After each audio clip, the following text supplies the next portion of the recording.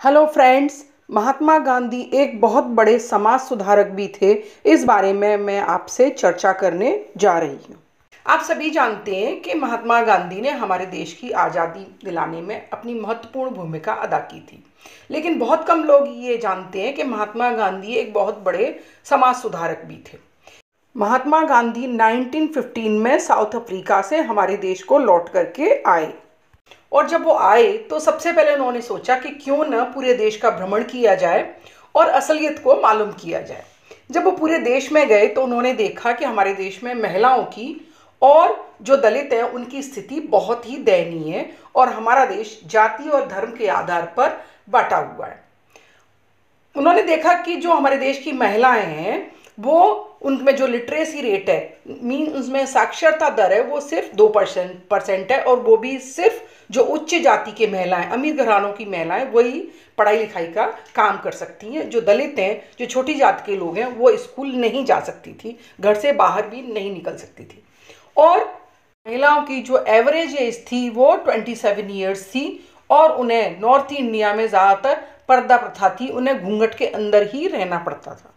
ज़्यादातर महिलाओं का बाल विवाह हो जाता था, छोटी ही उम्र में उनके बच्चे पैदा हो जाते थे, और थोड़ी बड़ी होने के साथ साथ वो इतनी कमज़ोर हो जाती थी कि वो जल्दी उनकी मृत्यु हो जाती थी, और ज़्यादातर महिलाएं विडो हो जाती थी, वो अपने पति को खो देती थी, और इस तरह से समाज में उनकी स्थिति बहुत ही दयनीय हो जाती थी।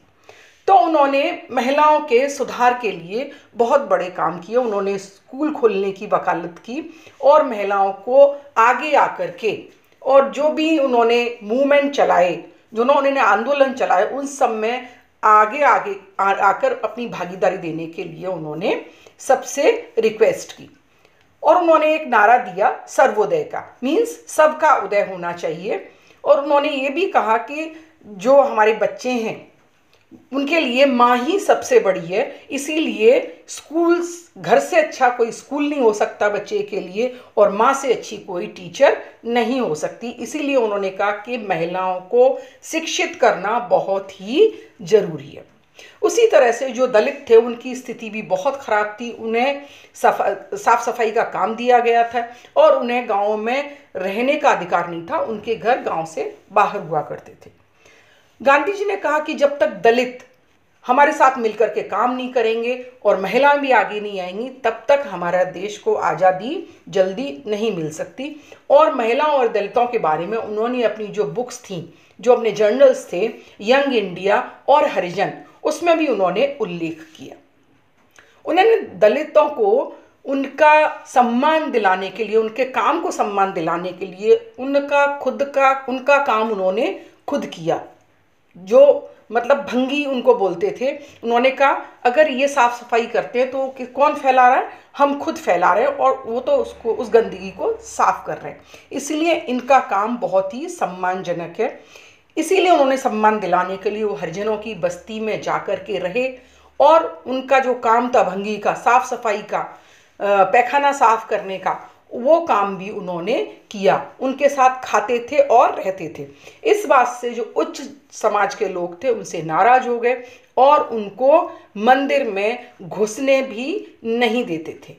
लेकिन गांधी जी के प्रयासों के साथ साथ आज दलित मंदिरों में भी जाते हैं, और जो पब्लिक वेल है, जो कुएं हैं, उनसे भी पानी लेते हैं, क्योंकि उस टाइम पानी भी वो उन कुओं से नहीं ले सकते थे। तो इस तरह से गांधी जी अथक प्रयास करते रहे। लेकिन जब सेकंड राउंड टेबल कॉन्फ्रेंस हुई 1932 में, तो B.R. अम्बेडकर, जो दलितों के मसीहा थे, उन्होंने गांधी जी से कहा कि दलितों के लिए सेपरेट इलेक्टोरेट होना चाहिए। इस बात को लेकर के B.R. अम्बेडकर और महात्मा गांधी में टसल भी हो गई। गांधी जी ने 1932 में मुंबई में हरिजन सेवक संघ की स्थापना की, जिसका हेडक्वार्टर आज दिल्ली में है, और उसकी 26 स्टेट्स में उसकी ब्रांचेस हैं। तो हम कह सकते हैं कि गांधी जी ने न सिर्फ हमारे देश को आज़ादी दिलाई, बल्कि हरिजन और महिलाओं के उत्थान के लिए काम किया, और हमारे देश को आज़ादी दिलाने के साथ साथ इकोनॉमिक और सोशल जो इविल्स थे उनको ख़त्म करने में अपनी बहुत बड़ी भूमिका निभाई।